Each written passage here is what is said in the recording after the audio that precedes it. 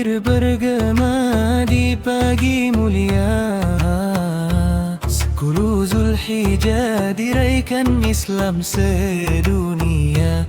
Aidilada hadir membawa pelbagai makna, mendidik jiwa cinta yang esa.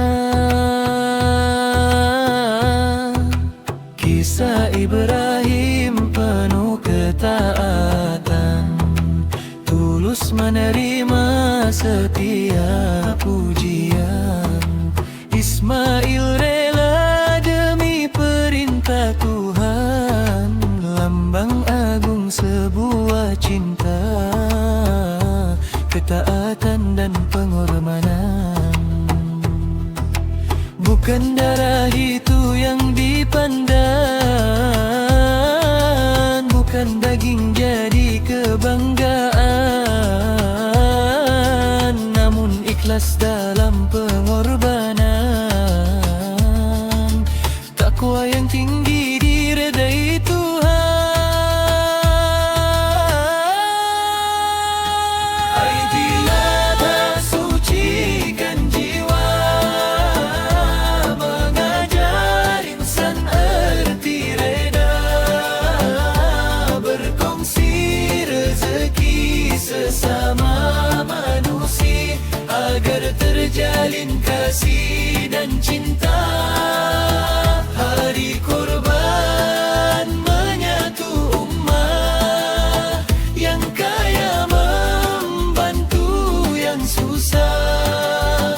Takbir tahmid memuji kebesaran Allah, menghapus ego dalam diri insan serba lemah. Aidilada kasih Allah padumu semua, Aidilada kasih Allah padumu semua. Di masjid, desa dan kota raya, tangan berganding penuh mesra. Daging korban diagi saksama, fakir miskin turut bergembira. Korban mendidik hati memberi, bukan hidup hanya pentingkan diri sendiri. Belajar syukur atas nikmat diberi, menyemai ihsan setiap hari. Ibadah haji mengajar manusia, tiada beza darjat dan bangsa. Semua tunduk kepada yang esa, dalam ukhuwah penuh mulia. Sesungguhnya orang mukmin bersaudara, damailah hati, eratkan jiwa. Semangat korban menyubur cinta, membina umat penuh takwa.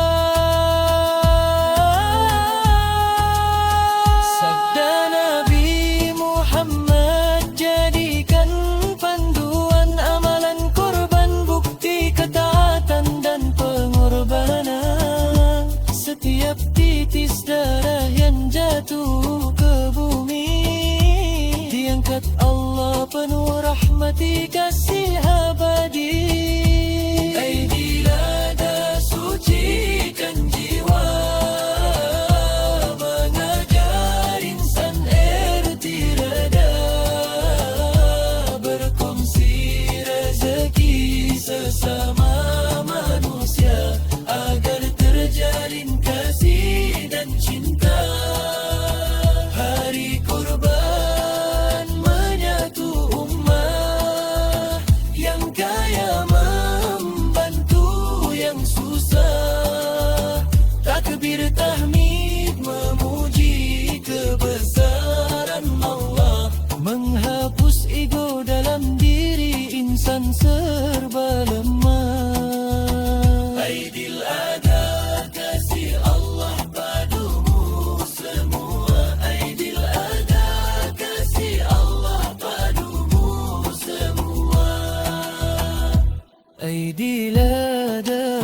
sekadar raya. Ia tarbiyah untuk yang menghayatinya.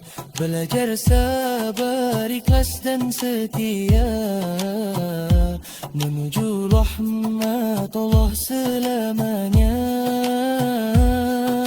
Labbaik Allah bergema